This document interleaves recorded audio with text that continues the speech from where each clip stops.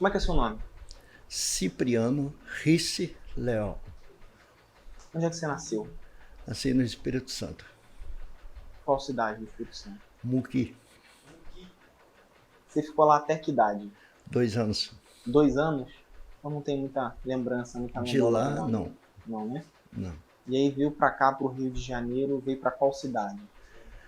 Vim, a gente veio, com 2 anos veio para o Rio de Janeiro, né? Vamos dizer assim, eu não tenho lembrança, muita lembrança, só tenho lembrança de algumas situações que ocorreram nesse trajeto da vinda para o Rio de Janeiro, na época, né? E depois, muito vagamente, eu lembro um pouco do meu crescimento de idade, assim, até um certo ponto, tá?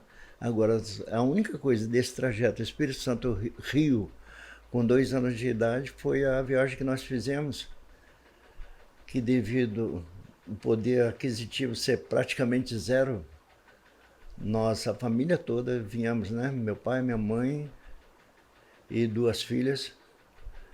Eu sei que, pelo que me conta, o destino era Rio de Janeiro, tá?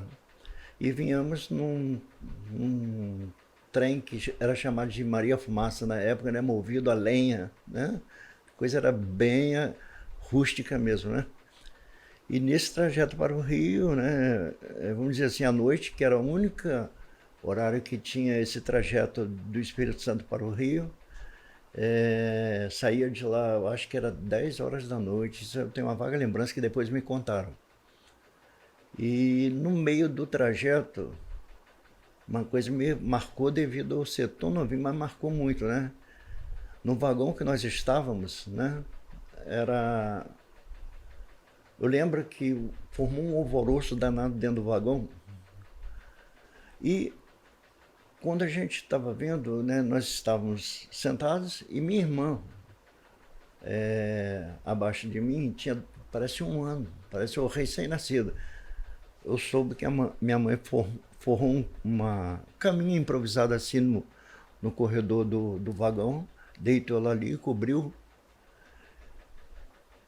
E nisso aí, pelo que me contam depois, uma daquelas brasas lá da frente da locomotiva saiu, né? Ela sai, espelha aquela fumaça e entrou pela janela.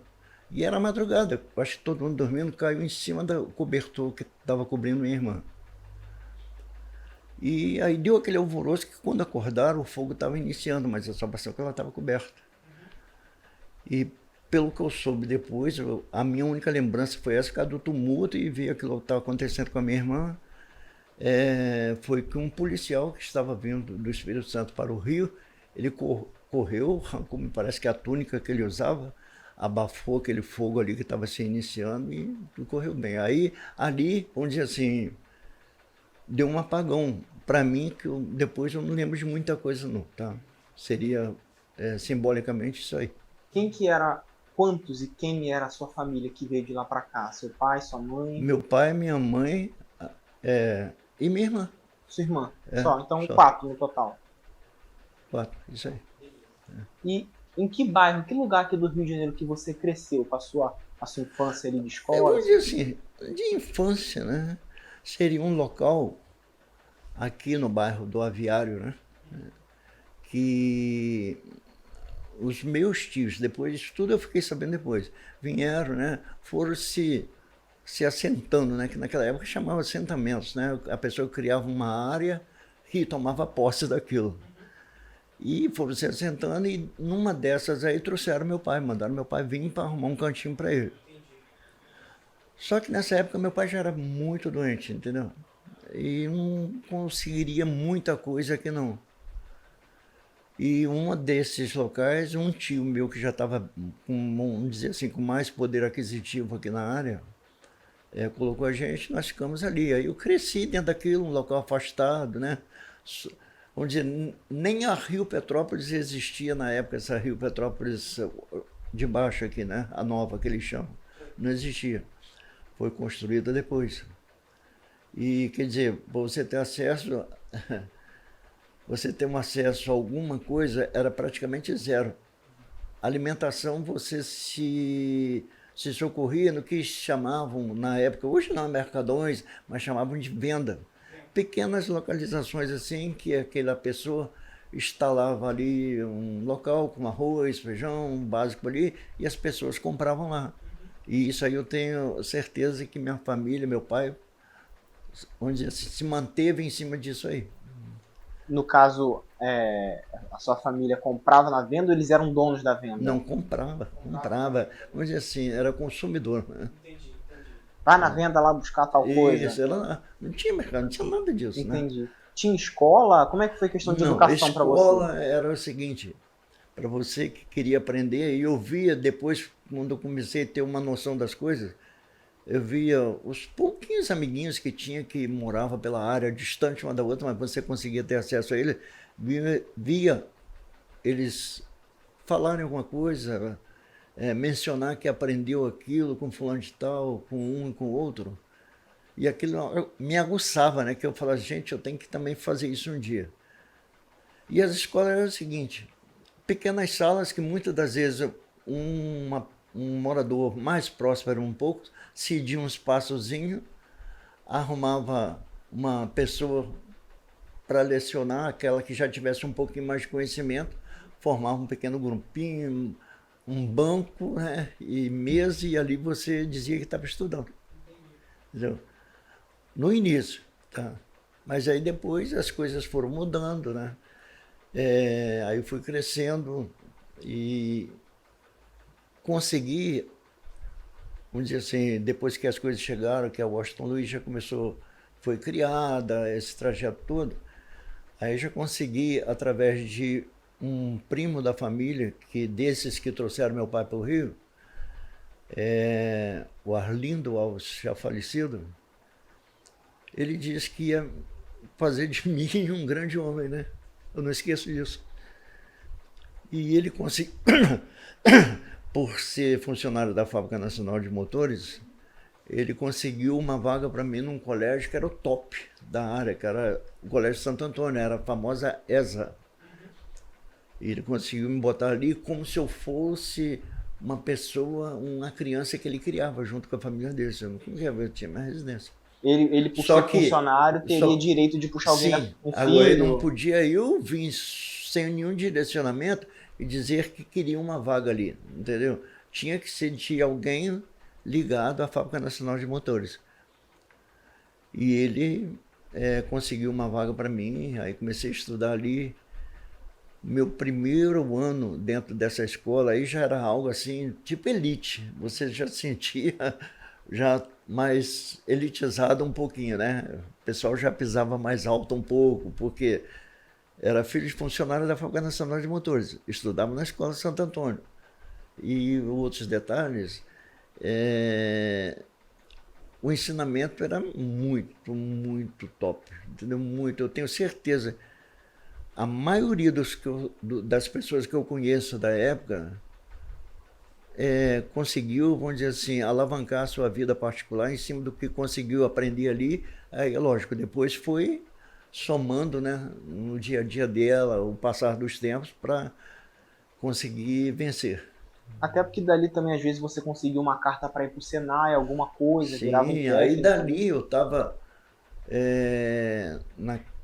naquela época era séries, né? Eu estava na 5ª série e tinha o famoso Senai. E esse meu primo, ele falou, cara, eu vou te botar no Senai, mas tu tem que fazer uma prova, tá? Nem sabia o que era isso, né? Aí fazia a prova, aí ele me inscreveu, você vê, uma pessoa que abraçou a causa de um jovem. Eu não sabia nem o procedimento, ele cuidou de tudo para fazer a inscrição. E no dia da prova, que já tinha sido marcada, a FNME dava um ônibus para levar os alunos daqui, que era vinculado à Fábrica Nacional de Motores. Aí o ônibus saiu daqui na parte da manhã, levando ele cheio de pessoas inscritas para fazer a prova lá. Cheguei lá. Você lembra qual Senai era? Do Senai originário? De triagem. Triagem. E naquela época a FNME dava um ônibus que te levava, o motorista ficava lá com o ônibus lá de tarde, que era o dia todo. Você pegava, terminava, quando findava o dia, você vinha, entrava no ônibus, o ônibus te trazia, vinha deixando os alunos num trajeto, até que o ponto final dele era aqui, e aí os últimos alunos ele deixava aqui.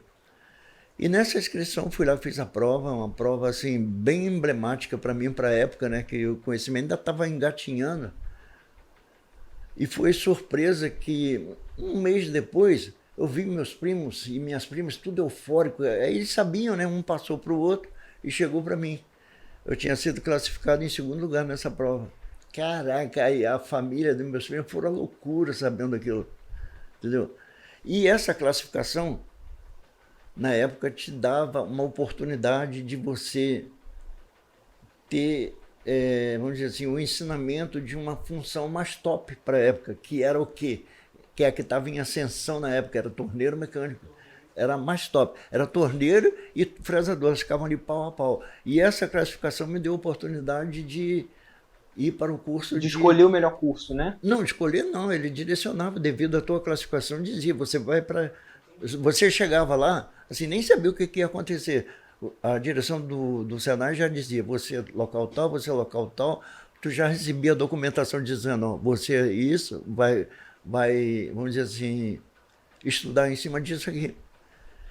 E na época você vê como influenciou, né? Naquela época tinha muitas funções que estavam assim bombando, né? Pra você ter uma ideia, o Senai ensinava carpintaria, coisa que você não vê falar mais hoje, entendeu? Ensinava O Senai, ofícios, né? e o ofício de carpintaria, o Senai ensinava técnica de conserto de rádio, que era a única profissão que tinha, consertar rádio de válvula. Tinha um local só para isso. E naquela época, o setor gráfico estava bombando também. Tinha a função, já não era no de triagem, eu acho que era na Praça da Bandeira, o Senai que tinha na Praça da Bandeira, nas funções voltadas para a gráfica, que era o impressor tipográfico, o linotipista, que era aquele cara que passava ali em frente a uma máquina digitando ali, e o que ele digitava formava pequenos blocos de letra, para depois a pessoa ali, eu não lembro o nome agora da profissão, ela vinha, pegava aqueles bloquinhos, formava um texto antecipado que ele já conhecia, ia para o revisor para corrigir aquilo tudo, depois ia para a impressão para depois sair o que precisava. Os jornais era tudo assim da época. Tá? Então tinha matérias que você às vezes tomava conhecimento dela 3, 4 dias depois do que já tinha acontecido. Mas o processo fazia com que ele fosse demorado, entendeu? O noticiário da época era complexo. Entendeu? Hoje, você em um segundo, você resolve um problema. Naquela época tinha a tal da AFP, que era a Agência France Press, que era um sistema internacional do que o que acontecia lá fora. Essa AFP enviava, só que uma semana depois que o sistema que conseguia captar ela e jogar ela para o povo tomar conhecimento do que estava correndo, por exemplo, as guerras, Copa do Mundo, essa coisa toda. Você sabia de resultado, às vezes, assim, com fotos, eram quase 4, 5 dias depois. E esses sistemas aí é que fazia essa interligação, entendeu? Então, a modernidade mudou muitas coisas. E, consequentemente, com a modernidade, muitas profissões importantes que eram na época que você, vamos dizer assim, conseguia exigir financeiramente quanto que você poderia ganhar, foram extintas. Tem muita profissão que foi extinta. Né? Datilógrafo. Datilógrafo, coitado. Então, entendeu? O próprio laboratório fotográfico acabou no tempo, como empregou gente no laboratório fotográfico. Kodak, entendeu? filme, Isso. não sei o quê. Não tem nem comentário com relação a isso. E esse sistema aí me jogou dentro do Senai numa condição que... Aí comecei a ficar empolgado com aquilo, que eu adorava o que fazia. Tu via pegar um material assim e tu via ele ser transformado em algo em cima de um papel que você recebia, que é o famoso desenho. Você recebia um desenho, transformava ele num material. Desenho técnico, Eu né? vibrava com aquilo. Eu não sei porquê, né? Você vê. Mas gostei, fiquei. Só que na época, quando eu já peguei essa fase da FENEMER, você terminava o curso, a FNM não te absorvia, não. Encerrava, mas a FNM te dava lá um saláriozinho simbólico, te dava alimentação, te dava uniforme, te dava transporte. Mas você saiu dali e encerrou teu vínculo com ela. E anterior a isso, algumas pessoas que fizeram os estudos no Senai de triagem, que era de 1 ano e meio, quando saía de lá conseguia vir para a FNM. Mas depois, não sei se foi pela quantidade de alunos que foram solicitando, necessitando desse aprendizado, ele te liberava e você tinha que ir à luta. E nesse ir à luta, o Senai, ele tinha um polo que ficava na Praça da Bandeira, que chegava ali, as empresas direcionavam as necessidades deles, aí aquele polo pegava, dando preferência para os alunos do Senai, e isso que aí ela pedia, por exemplo, aprendiz, você já saía dali como aprendiz. As empresas que necessitavam de um aprendiz, mandava para lá, você ia na empresa, você passava por uma entrevista, aprovado nessa entrevista, você já entrava como aprendiz, você ia lá aprender. As empresas queriam alunos do Senai, né? Queriam, e esse polo na Praça da Bandeira, a finalidade dele era essa. Era meio que um balcão de emprego para os alunos formados do Senai. Sim. E o meu primeiro emprego, na época, que eu já estava empolgado devido à necessidade, que eu perdi meu pai, tinha 11 anos. E isso você saiu do Senai com quantos anos, mais ou menos? Eu saí com 15 para 16. Só que eu vi uma necessidade de manter minha mãe, aí nessas alturas já eram 2 irmãs, que aí a outra irmã nasceu aqui no Rio. E eu tinha uma necessidade enorme, via aquela necessidade, não tinha de onde tirar nada, sustento nenhum. O pouco sustento que nós tínhamos, nos fins de semana, eu ia para a beirada da pista lá vender banana. Era um pouco que tinha que trazer para dentro de casa. Aí depois minha mãe... Banana do quintal mesmo? Não, de sítios que tinha lá, a gente comprava do proprietário do sítio, fazia o processo dela de madurar, aquela coisa toda, e trazer para a beira da pista para vender. E nesse processo aí, eu comecei a sentir uma necessidade enorme de trabalhar. E quando eu fiz minha prova, que eu fui para o Senai, apesar de um ensinamento que eu recebi do Senai, me ajudou muito a alavancar profissionalmente em tudo, mas meus estudos mesmo eu tive que encerrar, que eu tive que escolher.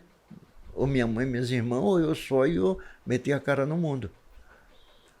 E aí eu optei por correr atrás do emprego, aí consegui um emprego, meu primeiro emprego foi lá na Praça Mauá, saí lá do Aviário, 4 horas da manhã de bicicleta, olha só a tortura.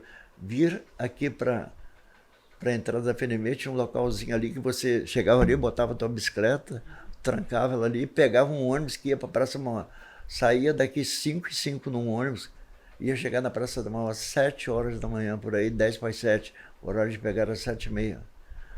E era uma tortura para chegar daqui lá embaixo de ônibus, era feia a coisa. E nessa época também, a evolução dos transportes ainda não era grande, o ônibus era precário. Aí eu comecei a trabalhar na Praça Mauá como aprendiz de torneiro mecânico. Você lembra o nome da firma? Você lembra? MS Lino e Companhia Limitada. Era uma empresa que fabricava motores para elevador. Aquele conjunto de sistema de elevação, conjunto completo ela fabricava, era o elevador na época, não sei se existe ainda, Induco Dover. E você fabricava todo ele, a empresa levava para instalar o sistema de elevação. Foi aprendiz então lá, aprendiz. Né? Aí eu fiquei nessa empresa de 68. Logo assim, vamos dizer assim, ainda estava no auge ainda da ditadura militar. É verdade, 68. Estava no auge, assim, entendeu? Que tinha ficado aqui atrás, mas o exército ainda estava aqui por cima, ainda vigiando a área, né? É isso. Então estava no auge, 68. Aí fui para essa empresa batalhando, mas sempre aquele detalhe sonhando, querendo mais. E nessa empresa, lá, tinha 3 amigos que eu tinha feito no Senai, que tinha ido para lá também. E um deles era daquele mais esclarecido, morava bem, morava num bairro nobre de Caxias. E ele, não sei, a gente tinha uma simpatia muito grande um pelo outro. E ele estava trabalhando. Aí, um ano depois que eu estava lá, um dia ele chegou para mim e disse: eu estou indo embora. Eu falei: o que houve, cara? Arrumei emprego na FNME. Aí aquilo, cara, mexeu comigo. Eu falei: não é possível. Ele falou: estou indo, mas a primeira oportunidade que eu encontrar lá, vou te dar uma lua, tu vai para lá também, tá? Aí quando foi em 70, ele, numa dessas idas lá, ele me falou assim: Brandão, eu tenho uma oportunidade de vaga lá. Vai lá fazer uma inscrição que eu vou ver o que dá para fazer lá dentro por você. Vim aqui, fiz a inscrição. E não me pergunte por quê. Porque a FNME lá dentro, ela tinha os setores, era subdividida em setores, tá? Cada tipo de componente do carro tinha um setor específico para ele. Tinha setor de manutenção, tinha setor de ferramentaria. E o setor de ferramentaria, na época, era o top. E todo mundo que ia para lá, a torneira, essa coisa toda, ia para a produção. Para operar máquinas, retorno, mas todo automático, aquela coisa toda. Eu cheguei lá, fiz minha inscrição, me mandaram para um setor lá que eu nem sabia o que era, fiz minha prova. E o chefe do setor, na época, muito bacana, simpatizou comigo, gostou e falou: pô, tá legal, tá aprovado aqui, vou mandar a tua documentação para o departamento pessoal e você aguarda agora o desenrolar disso aí, tá? Mas por mim aqui tá aprovado. Um cara maneiro demais. Uma daqueles antigão da FNME, Sidney Foster, um galegão daquele grandão. E aí, depois de um certo período, me chamaram para poder ser admitido. E eu fui para esse setor. Aí quando eu cheguei aqui fora, eu não tinha nem ideia do que era o setor, assim, vamos dizer assim, o potencial dele dentro da FNME. Aí quando eu cheguei aqui fora, que eu falei para esse primo meu, que é o que tinha me direcionado tudo, ele falou: e aí, já começou? Comecei hoje, cara. Aonde você tá? Eu falei assim: tô no ferramental. Hã? Tu tá no ferramental? Como é que tu conseguiu isso, cara? Eu falei: eu consegui, eu sei lá. Fui lá, fiz a inscrição, mandaram fazer o teste, fiz o teste lá, me chamaram, fui pro mesmo setor que eu fiz o teste ferramental, que era vamos dizer assim, o top da FNME. Mas explicação de como eu fui cair nesse setor, não me pergunta que eu não sei. Cheguei lá, documentos andaram normalmente, fui para esse setor, fiz o teste, fui aprovado. Eu poderia simplesmente ter sido direcionado no setor de produção lá, que você não ia evoluir nada. Ficava, vamos dizer assim, fazendo coisas em máquinas automáticas na época, né? Que nem CNC ainda existia. Máquinas automáticas, produzindo aquilo, a evolução era zero. E evolução, que tipo de evolução que você fala? Evolução? De cargos de carreira? Evolução de cargos, nem tanto, mas você ir melhorando na tua vida profissional e recebendo promoção por cada evolução dentro da tua função, tá? E, consequentemente, sendo melhor remunerado. Entendeu?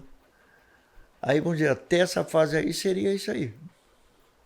E, pô, pra você, uma mão na roda, né? Quem tinha que sair 5 horas da manhã pra estar 7h30 lá no Rio, lá na Praça Mauá, trabalhar aqui era em casa, né? E trabalhar no Rio, cara, marmitinha de manhã, que minha mãe, coitada, levantava 4 horas da manhã para ajeitar aquilo para mim, levar marmitinha para comer lá. Não tinha uniforme, você que tinha que usar a tua roupa própria. O sistema de segurança era zero na época, você que tinha que improvisar calçado. E olha que a firma, a empresa, eu lembro bem até hoje, era de alto risco o que se produzia lá dentro. Mas era assim. Aí quando eu vi o FNME, aí lembrei, FNME, transporte, põe na porta de casa. Ali, Pegava você lá no aviário? Não, ali não, mas depois, já apanhava no aviário e já fazia. Alimentação, na época, ótima ali dentro. Refeitório, né? Da alimentação boa, transporte. Pausa para avisar que o microfone sofreu interferência e eu vou usar o áudio da câmera durante 3 minutos, depois eu ajeito o microfone e ele volta ao normal. Uniforme, top, o setor bacana, as ferramentas já mais modernas, né? Lá era coisa bem arcaica lá onde eu trabalhei. E ali pegar isso aí, caraca, eu me senti o tal, né, lá dentro. E aí essa evolução fui aí em cima disso. Só que eu trabalhei na FNME de 71 a 82. Só que chegou em 82, começou aquela fase que ela estava mandando embora. Estava diminuindo. E numa dessas fases aí, como já estava bem reduzido o setor, e era, vamos dizer assim, entre os demais que estavam lá, eu era o mais novato, acabei saindo. Mas saí, e vamos dizer assim, mas correndo atrás, fui buscar outros empregos, né? Um emprego bom, depois, através de... Mas aí eu já era casado, né? Aí eu estava morando em Petrópolis já nessa fase. Aí, Você decide Petrópolis para trabalhar aqui na FNM? Sim. Entendi. Deixa eu te fazer uma pergunta. Nesse período, antes de você casar, como é que foi a questão financeira desse emprego que você teve na Praça Mauá, na FNM, para o sustento da sua família? Como é que era? Dava tranquilo para... Como é que foi isso? Sustento era bem difícil, muito difícil. Era muito reduzido. Para você ter uma ideia, o salário, na época, que quando eu comecei lá no Rio, ainda existia a carteira de menor. Hoje não tem mais isso. Você, para trabalhar, tinha que ter a carteira de menor. E você, vamos dizer assim, eu acho, não tenho muita certeza para falar sobre isso, que você tinha que receber no mínimo, você não podia ser menos do que isso, apesar de ser menor, meio salário mínimo. E aquele meio salário mínimo, cara, eu pegava e tirava o que era todo dia para pagar passagem, entregava na mão da minha mãe. Ela fazia o mínimo lá pela gente, o mínimo dentro daquilo ali. Imagina, meio salário mínimo. Então não dá para falar muita coisa para você aqui agora, que meio salário mínimo, nem sendo mágico, tu consegue fazer muita coisa, entendeu? E quando você veio para a FNM, como é que ficou essa situação? Essa situação na FNM, aí ela começou a melhorar um pouco, que, vamos dizer assim,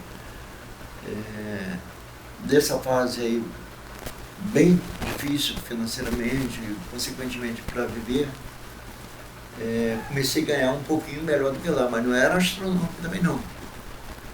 Aí trabalhei de 71, na FNM 73, em 73 me casei.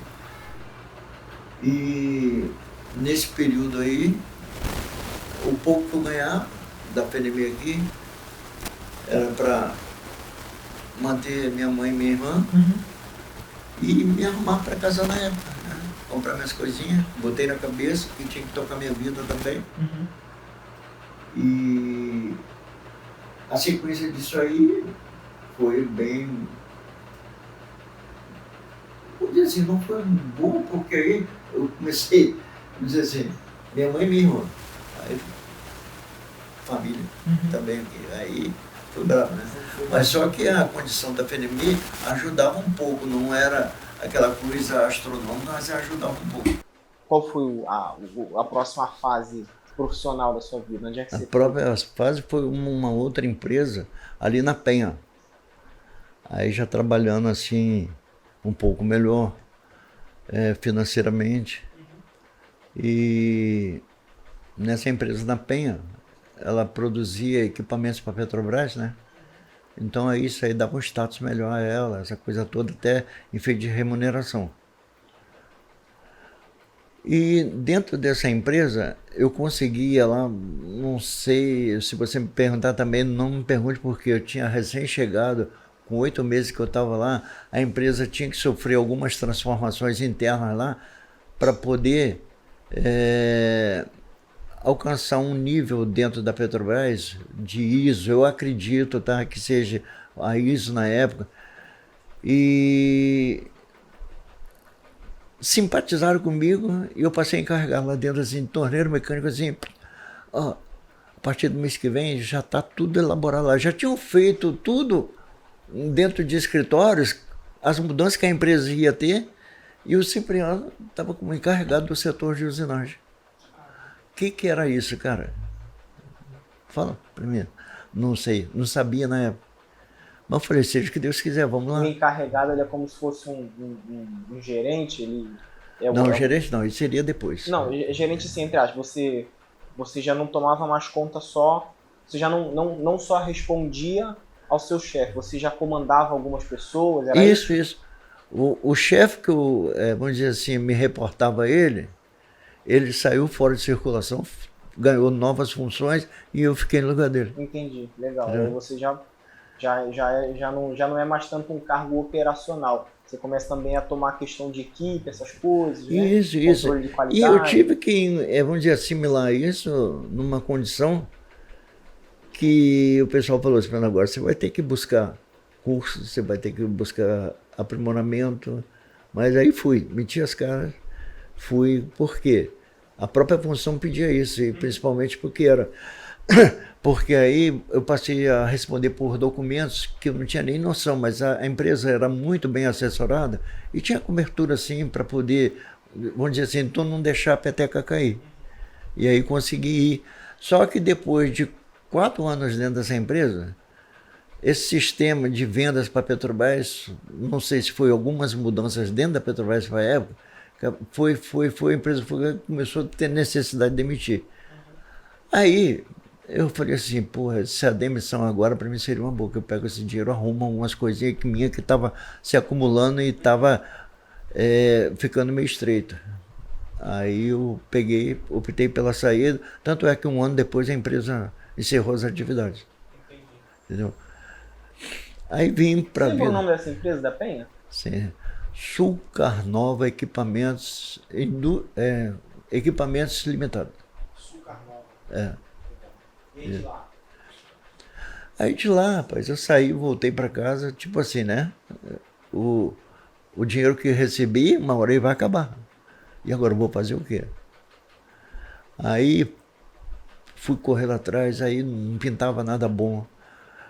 Eu soube na época que a Itapemirim, no Espírito Santo, estava buscando gente fora, né? Que inclusive o desenhista dessa empresa que a Sulcarnova saiu, antes de mim, ele foi direto para Itapemirim e falou para mim, não, que tu não vai. Eu falei, cara, e o cara era daqui de Petrópolis também.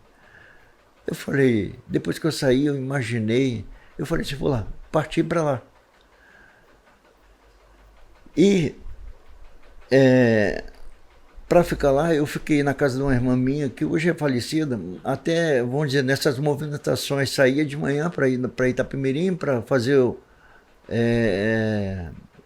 atender as solicitações deles, aquela coisa toda. Nisso eu passei 4 dias nisso. E depois de um período, desses 4 dias, a psicóloga da firma falou, Sr. Cipriano, a única coisa que vai pegar aqui é pela função. Aí não seria como encarregado, mas que encarregado ou você ou então você vem mais baixo e depois galga dentro da empresa. E dentro dessa função aí, para o senhor vir do Rio de Janeiro para cá, para fixar a residência aqui, ou então vir deixar a família lá, isso vai ficar complicado, vai dar problema. O senhor tem certeza que o senhor quer isso? Eu falei, vamos fazer o seguinte, deixa eu pensar um pouquinho então e retorno para vocês. Ela falou, então tá bom. Aí me deixou o contato dela, da Itapemirim, eu fiquei aqui. Mas assim, as portas estavam meio abertas para você. Sim. Mas a psicóloga deixou claro, tipo assim, ela falou, para depois, não dá problema, só avalia bem, tá?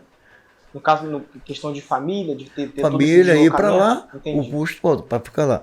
O salário que era na época não era lá grandes coisas, Itapemirim, mas salário não era tão assim, aquela coisa magnífica como o nome é. E aí eu voltei para o Rio e nesse intervalo eu tinha feito uma inscrição numa empresa aqui da Washington Luiz. Aí me chamaram lá nesse intervalo quando eu voltei, tipo assim, o que eu vou fazer?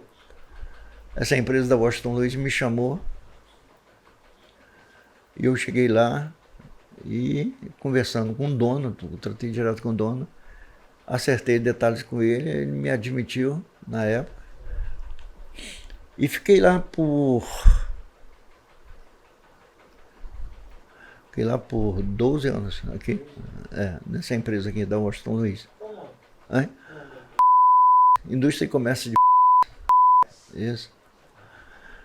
Fiquei ali por 12, eu acho que foi 12 para 13 anos.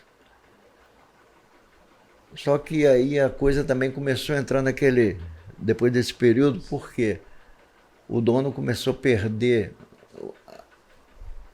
vamos dizer assim, a administração que ele tinha da empresa e um filho que estava se sobressaindo na idade que já tinha, já rapazinho, e estava já querendo administrar a empresa e levando a coisa para um lado que começou a ficar ruim. Aí começou a atrasar salário, ficou complicada a coisa. E ele era meio complicada a convivência com ele, entendeu? Para esse garoto que era o filho do dono. Aí teve um dia que eu cismei de tão chateado que eu estava, pedi minha saída da empresa e causou uma surpresa danada, que aí o dono começou a me ligar porque eu estava saindo, eu não atendia telefone, eles foram na minha casa. E até explicar para ele o que era, mas ele falou, não dá ouvido eu falando, mas não dá para trabalhar com ele, com teu filho, cara, não tem como. Não, ó, tu vai agora, eu quero amanhã que você 7 horas para começar o trabalho. Vou estar te aguardando. Apareci lá no outro dia, nada. Eu tinha botado na cabeça que tinha que sair de lá e sair. Entendeu? Isso aí foi uma luta para poder receber, que eles não queriam dar minha demissão. Entendi. Mas isso aí também depois acabou, a empresa acabou. Hoje é uma empresa também acabada que o filho acabou de destruir a empresa, entendeu? É bravo, cara. Essa situação assim, dependendo do tipo de empresa particular, que tem uma administração às vezes até muito boa, mas se tem algum filho que começa a se sobressair dentro da empresa e você sente que ele começa a ser mais do que o pai dele, ou seja lá quem for, alguém da família que administra, todas fracassam. Todas que eu tenho conhecimento. De repente tem alguma que é vencedora. Sim. Todas fracassam.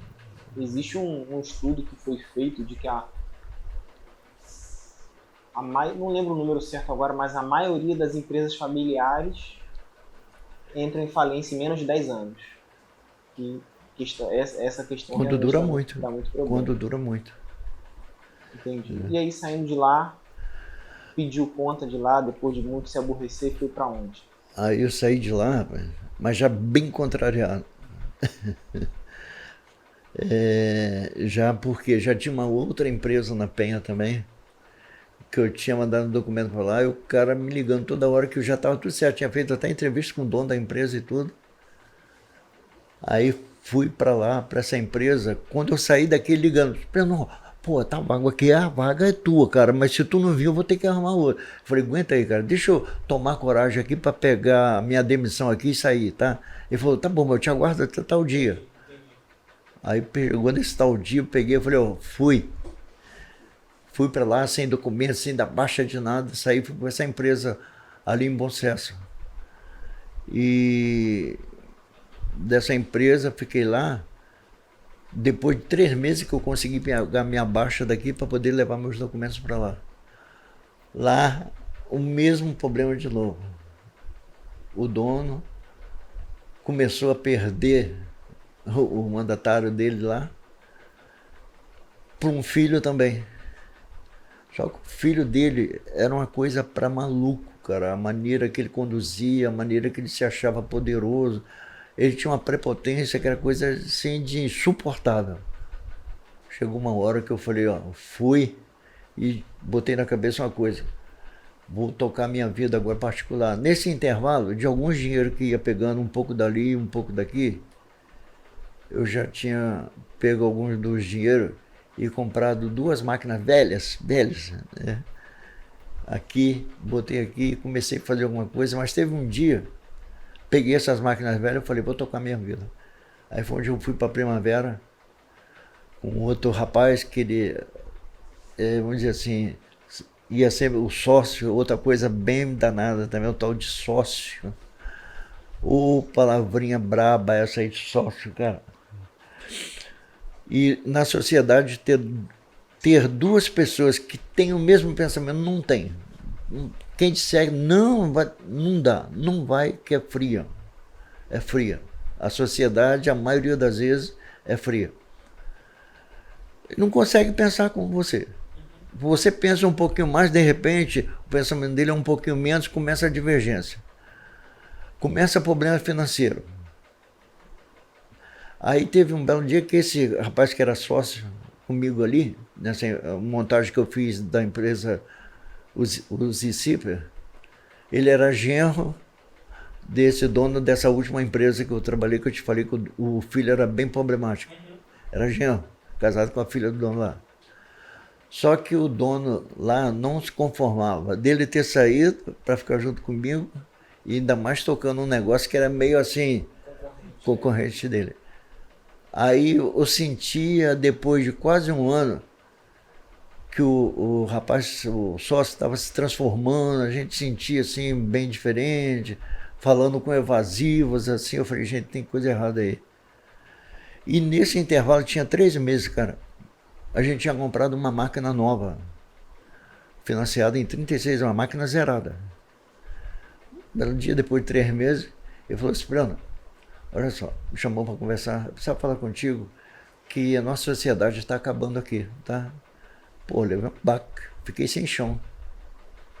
Cara, eu não tinha conhecimento de clientes, não tinha conhecimento de nada lá fora. Eu cuidava ali dentro, preparando, montando, fazendo, né, esse ajuste ali.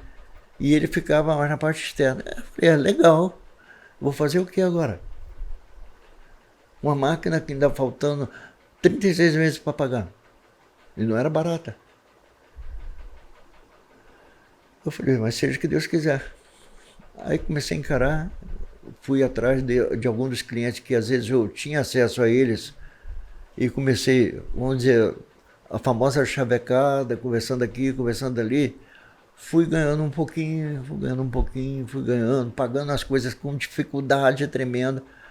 E com isso se passou o tempo, consegui pagar a máquina. O que vinha para casa era desse tamanhozinho. Mas eu falei, não vou parar, cara. E fui, consegui me desvencilhar tudo. A parte que era para ele, que a gente fez a divisão também exata, não quis nada. Ele levou uma das partes em 2 máquinas. Aí sem 2 máquinas principais, uma era um torno. Lutei, depois que eu consegui equilibrar as coisas, comprei outro torno. E assim eu fui dei equilibrada. Dentro disso aí, fui buscando novos clientes, consegui, vamos dizer assim, vencer essa batalha árdua aí, que até você chegar na sua clientela e conseguir implantar teu produto dentro dela, eles verificarem a tua qualidade, o teu atendimento, isso aí demora, rapaz. Tem gente que fala assim, não, tá pensando que vai hoje e amanhã tá resolvendo, mas não. É uma escadinha que, se você não tiver cuidado, tu demora para chegar no topo dessa escada. Entendeu? Demora muito mesmo. Os recursos. Por quê? Se você não tiver boa ajuda assim, de alguém que conheça do assunto, começa pelo contador. Comecei com um contador evangélico, e eu achando que estava indo tudo bem, estava indo tudo mal. E com isso eu fiquei 9 anos com ele.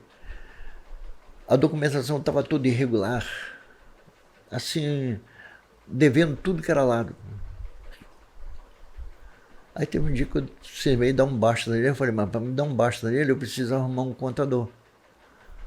Aí, cara, desse contador, um dia conversando com a Flávia, eu expliquei para a Flávia o que estava acontecendo, né? Para quem tá vendo, quem é Flávia?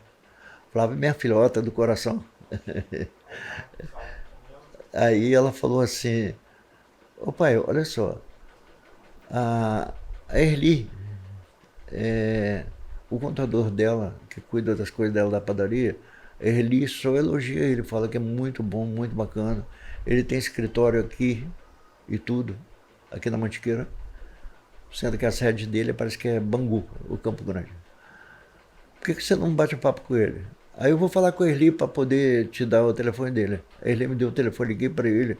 No dia seguinte, o dono da contabilidade estava lá na USICIP. Expliquei para ele tudo o que estava acontecendo. E nesse intervalo aí, assim, só para resumir e voltar um pouquinho, eu estava dependendo de uma certidão, chama de CND, certidão negativa de débito, porque o meu cadastro dentro da Braskem aqui estava vencendo. e eu precisava renovar ele. E um dos documentos que eu tinha que apresentar era essa CND. Braskem era um cliente seu? Cliente meu. Entendi, você fornecia para ele. Isso. E nesse cadastro eu tinha que renovar o cadastro, dependia de uma certidão negativa de débitos. E essa certidão negativa eu tinha que pegar um contador. Aí eu pedi a ele e não conseguia me informar. E o tempo está passando, o tempo está passando, o tempo está passando. Passou 1 mês e meio, ele não resolveu o problema da certidão negativa de débito para mim. Aí no dia que esse dono dessa contabilidade que a Erli apresentou para mim, esteve lá, eu expliquei para ele falou para mim assim, ó, me passa a tua senha do sistema, né, para poder acessar ao Zipper. Eu vou verificar tudo para você, até amanhã eu te dou o retorno.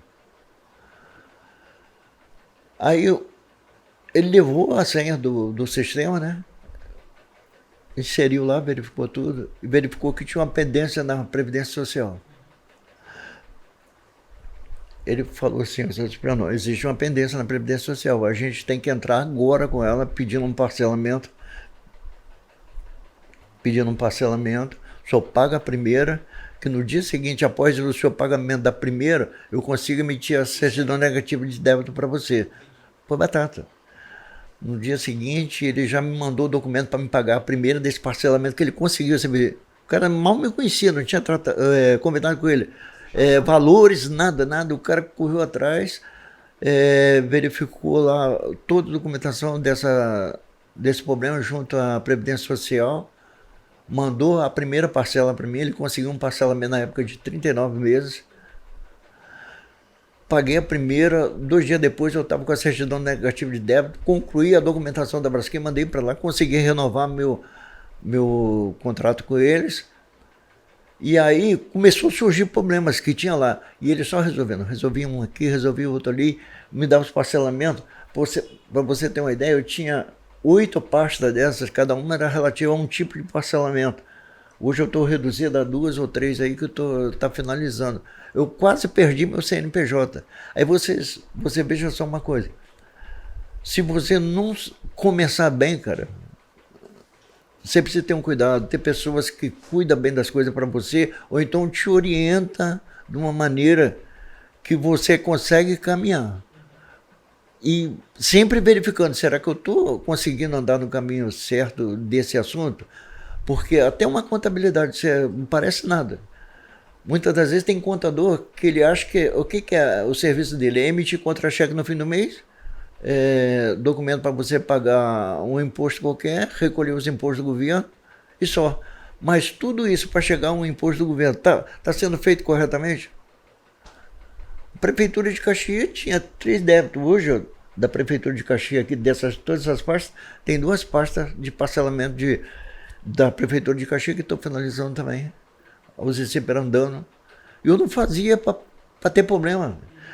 E o que acontece? Depois que implantaram a nota fiscal eletrônica, se você não estiver rigorosamente em dia, você tem não lembro agora para dizer, tem um sistema que quando você vai emitir uma nota tua, ou vai comprar alguma coisa em algum fornecedor teu, com o teu CNPJ, o sistema bloqueia a tua nota. Aparece assim, acesso denegado. Isso quer dizer que você tem problema, mas não fala o que é. Você então, não consegue emitir nota para os seus clientes? Nada, nem você consegue emitir, nem consegue comprar nada. Aí tu já viu, e nesse início de tudo isso, antes de eu entrar com esse contador, que eu te falei, estava acontecendo isso, e ele não me explicava o que estava acontecendo. Estava indo, cara. O próprio contador falou assim, eu não quero te alarmar não, mas se você fica mais 3 meses com esse sistema que está aqui, tu ia perder seu CNPJ. Aí, perdendo meu CNPJ, eu ia vender o quê? Aí, as dívidas que tinham lá acumuladas, que ele acertou tudo para mim, e eu, de uma maneira bem suave, eu consegui resolver praticamente 70%, 80% delas, já com tudo em dia. O que eu ia fazer para pagar isso, cara? E aí é onde você vê muita gente que, às vezes, decreta uma falência numa hora dessa, porque não está sendo bem acompanhado, ou então não para avaliar o que está acontecendo de bom e o que está acontecendo de errado. Aí chega nessa hora, cara, o governo não quer saber. Ele vai, bloqueia tudo que é teu para pagar a dívida com ele. Agora, a dívida do governo ela é cruel. Tem um sistema que você recolhe mensalmente sobre as notas fiscais que você emite. E isso aí, todo dia 20 é aquele mês é sagrado para efetuar esse pagamento. O que você vendeu no mês, o contador faz a contabilidade, no dia 20 seguinte você tem que prestar conta. Se você atrasar um pagamento desse aí 2 meses, no terceiro mês você já é cancelado e tem outra. Ela pode te dar até um parcelamento, mas você não tem ideia do acréscimo que dessa dívida tua ali pode ter. É coisa astronômica, não dá para tu acreditar naquilo que está vindo para você pagar depois. E aí, rapaz, se você começar mal, com certeza vai acabar mal. Muita gente que abre um negócio achando que ele vai fazer o que ele sabe fazer, que é o ofício, né? Quando na verdade tem todo um ecossistema por trás. Que aí trás. entra o detalhe. A empresa grande, ela consegue ter um assessor, um secretário, o cara que dirige contabilidade. Uma empresinha pequena que vai com a tua força de vontade ali, como é que tu vai... O que tu vai fazer para conseguir suprir esses espaços aí que o teu faturamento não comporta para tu ter essas pessoas nesses pontos chaves aí? Aí vai dar mal, né? Ou seja, como é que eu vou dizer isso? A burocracia brasileira é feita para o pequeno negócio não dar certo, não prosperar. Ele só puxa para baixo. Ele te impede de você, por exemplo, manter um contrato ativo de prestação de serviço por causa de um débito, alguma coisa. Né?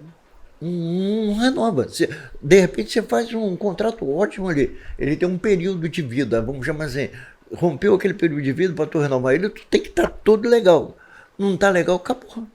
Tua chance é zero. E você, vamos dizer assim, não tem onde buscar. Você tem que contar com alguém que conheça do assunto e consiga te abraçar e falar, vamos lá, vamos resolver esse problema aí.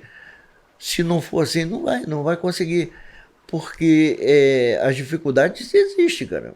Você vai montar o teu pequeno negócio, mas você tem que botar na cabeça que você...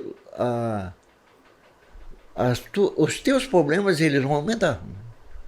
O que é os problemas? Não é o problema num todo, é aquele problema para administrar o melhor que você puder também. Então, que eu acabei de falar agora há pouco, essas pequenas pessoas que você tem teria nesse espaço, se fosse uma empresa grande, você não tem, você vai ter que trabalhar por você e por elas também. Entendeu? Aí começa acúmulo de função, aí você começa a ficar administrativo demais, perde a mão na produção, ou você foca na produção, perde a mão da administrativa. Sim. Hoje, o Ziciper começou de um jeito que era assim, não tinha secretário, não tinha nada. A Liliane que assimilou isso aí na marra.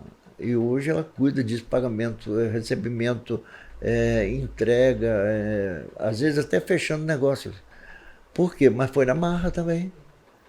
Como é que eu vou ter... Agora, uma pessoa para ficar aqui cuidando de uma contabilidade aqui, a parte burocrática aqui, que às vezes tem dia que não tem nada para fazer. Mas aí esses outros pequenos detalhes tem, que aí dá para ela fazer. Então, praticamente eu e a Liliane que tocamos isso aí hoje eu fico mais na USICIP, ela daqui, comandando tudo, né?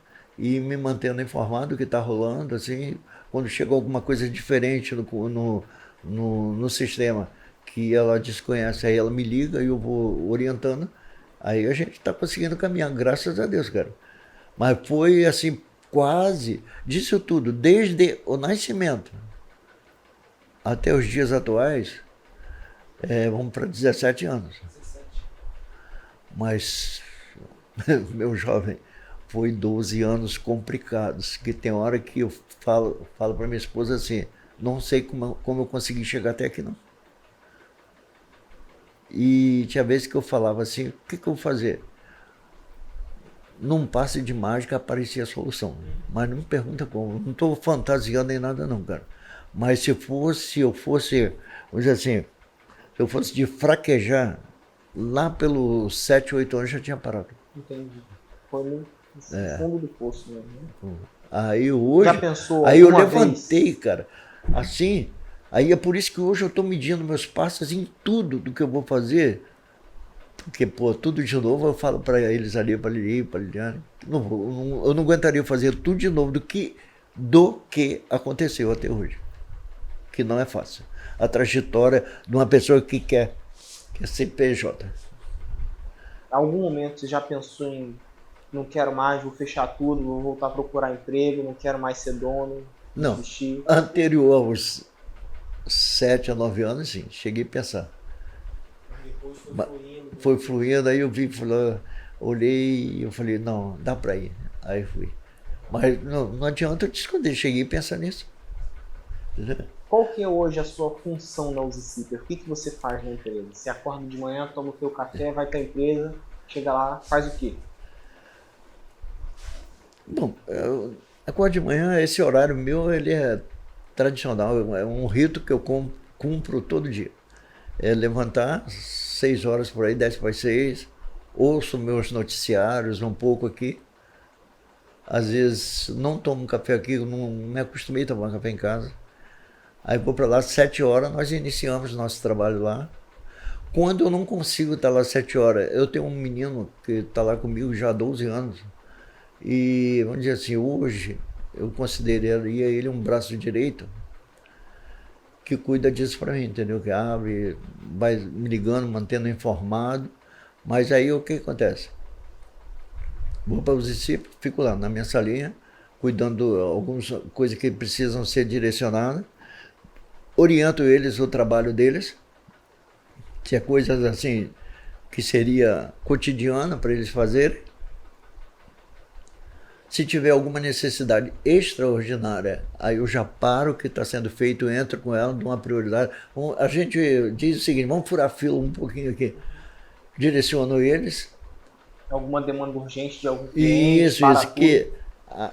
O que a Usicipra faz hoje seria uma usinagem de manutenção. É diferente da usinagem de produção. Entendi. A usinagem de produção é aquela, né, que você deve saber bem, que você faz uma coisa que o cliente quer 1.000 peças, aí você faz só aquilo. Entendi. Então não pode deixar o cara lá só trabalhando naquilo. A usinagem de manutenção, cara, cada item de uma manutenção é uma história diferente. Tem coisas que às vezes passa tempo e falo, gente, eu nunca fiz isso. Aí tem que começar a pensar como é que eu vou resolver o problema. Por quê? Não é seriado, não é cotidiano aquilo.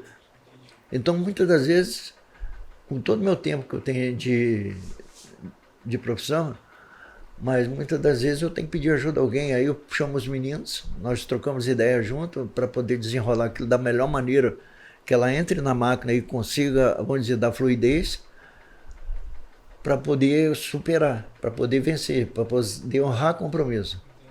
Tá? Honrar compromisso que é o seguinte, muitas das vezes tem cliente que fala assim, ó, eu parei a linha agora, a produção, aí chama linha, né, produção, tirei isso aqui, mas deu esse problema aqui, eu preciso disso aqui.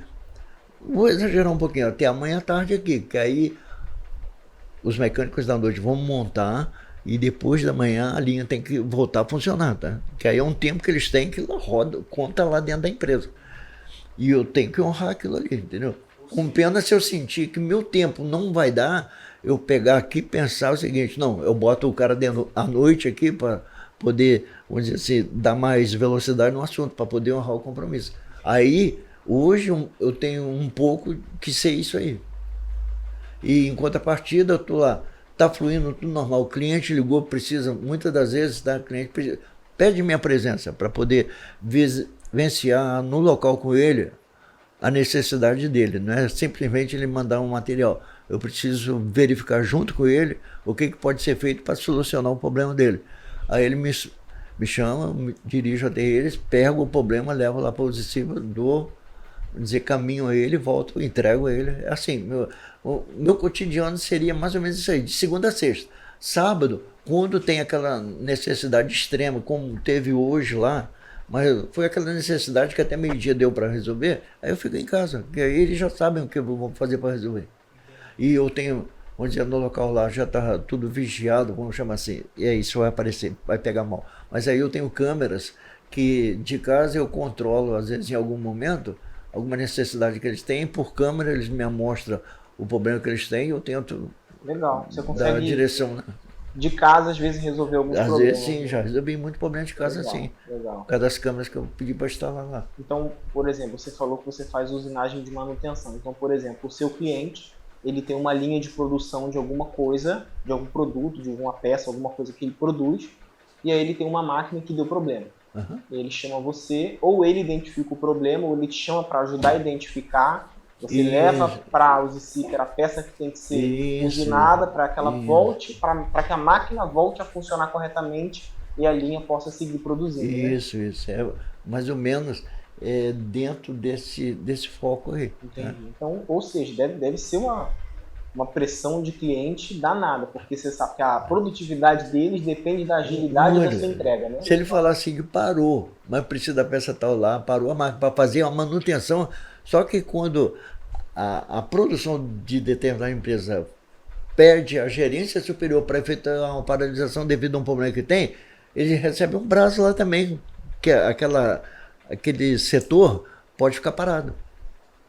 E tem que estar rodando no dia que ele estipulou lá. Então eu recebo essa pressão. Muitas das vezes dá frio na barriga, cara. Para poder pensar, será que eu vou conseguir? Entendi. São Mas desafios novos a cada semana, né? é desafio novo, rapaz. Isso é. Agora, o bom da manutenção é isso. É desafio. Desafio todo dia. Toda hora. 24 horas, muitas das vezes.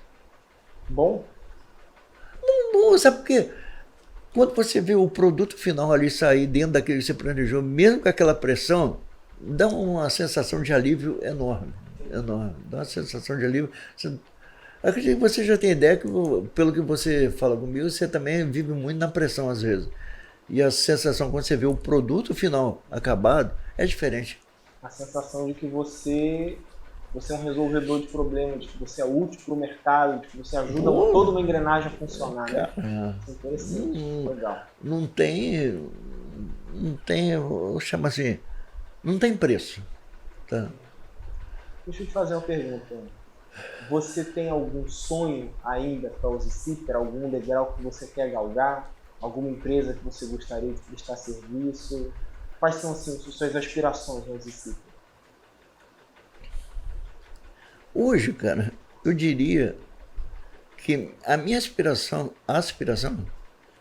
seria uma máquina maior, que é um torno que eu tenho lá, eu precisaria de um maior. Tá? Não sei se vou conseguir isso, né? Pela idade que eu já tenho, não sou nenhum bebezinho, né? São 72 anos no lombo. Hein? Um material caro, né? É caro, caríssimo. Caro quanto? Hoje deve estar um novo, tá? Não vou nem falar de usado, porque pelo tamanho que eu gostaria de comprar, ele deve estar numa faixa de uns 120 mil reais. Entendi. Entendeu? Beleza. Deixa eu te fazer uma pergunta então. Agora, se eu fosse, vamos dizer assim, se eu tivesse uma idade um pouco menor, eu entraria que os bancos hoje, tá? Tem hora que não, mas hoje os bancos estão te dando umas condições quando você é um cliente assíduo e, vamos dizer assim, tem um bom período com eles, eles te oferecem muitas facilidades. E daria para encarar, mas hoje meu receio é isso aí, você fazer, eu até pensa assim, daria para fazer, mas o que eu posso deixar aí com a minha família, com a idade que eu tenho? Minha preocupação hoje é essa. Entendi. Entendeu? A gente está caminhando para o final já, a gente está com 1h07 já de conversa. Passou isso tudo. Eu queria para a gente encerrar, você falar um arrependimento para quem tá, porque assim, qual que é o propósito desse canal? É dar voz a pessoas comuns e passar o conhecimento, o sumo da sua vida para frente, para que talvez outras pessoas não passem pelo que você passou. Então eu gostaria de encerrar você falando para quem está assistindo um arrependimento da sua vida e um orgulho, uma bola dentro, uma coisa certa que você fez, que você de forma alguma se arrepende.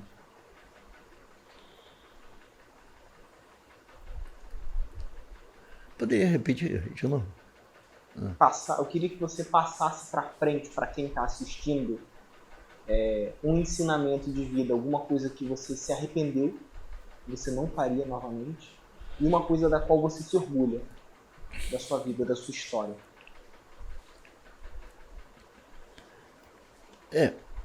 O arrependimento que eu tenho seria ter começado uma sociedade sem avaliar os prós e os contras dessa sociedade. Mas é aquele detalhe, sem orientação nenhuma, você pensa que tudo é maravilhoso. Tá? Esse seria o arrependimento 1 da sociedade. E o arrependimento 2 seria não ter me aprofundado mais num assunto com relação a tudo que cerca um pequeno negócio, que seria a parte contábil de uma empresa. E eu achava não tive orientação nenhuma. O que eu falava, vou estar chutando aqui, é que era cuidar só de papéis e Zé Fini, e não é. A contabilidade de quem tem compromisso e que não é preenchedor de papel, ela é grande e tem um peso enorme dentro de um... Não importa o tamanho do pequeno ou grande negócio para ele funcionar como deve. Arrependimento. Esses seriam os dois. E um orgulho, uma bola dentro, uma coisa boa. Uma bola dentro foi quando o sócio pediu para sair. A bola dentro, 2 situações. Né? Foi, apesar do pavor que deu na época, eu ter conseguido vencer essa fase aí, que seria de honrar com todos os compromissos de pagamento. E a bola dentro do número 2 seria eu conseguir ver que eu venci isso tudo. Ter superado isso, né? Ter persistido. Isso. Entendi. Então, é isso. Então, a gente encerrar, um arrependimento é vigie, pense bem sobre a sua sociedade, sim, pesquisa a questão do negócio, contador e tal. E uma lição de vida, então, é persista. Sim, falou tudo. Eu nem lembrei dessa palavra. Um pouco disso aí eu devo à minha persistência. Tá? Fechou. Fechou? Pô, legal, cara.